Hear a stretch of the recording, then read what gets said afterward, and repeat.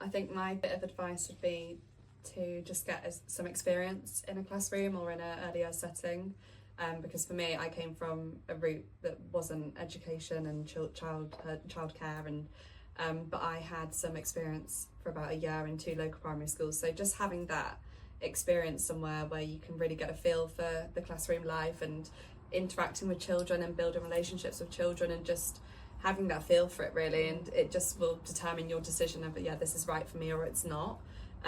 But I think during the process, just being organised and staying on top of things, but reaching out to people, asking questions, never being afraid to ask for help and support, and kind of backing onto that is, you know, going into something. I was very close-minded. I was going to go into Key Stage 1, that was where I was going, but actually having experience in reception and in Key Stage 1 allowed me to kind of pinpoint what it is that I liked, what I didn't like, what I wanted. So then I've actually been able to find that reception's where I want to be, it's what I enjoy.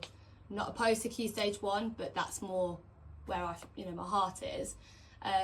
But like being really aware, I've come from an early childhood degree, so I had that theoretical background. So if you haven't had that, just read up on the UIFS, Development Matters, just being aware of what you are going to have to look through, not just your SCITT QTS element, but the PGC as well, that you need to know the foundations of what the curriculum sets on.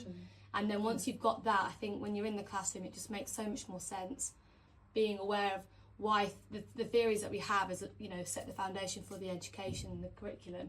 Don't have that, it won't make sense. So just have a bit of reading up on that.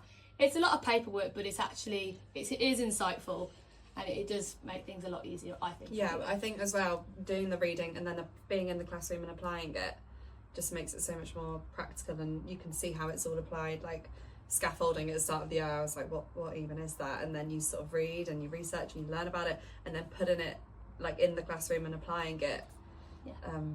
Definitely.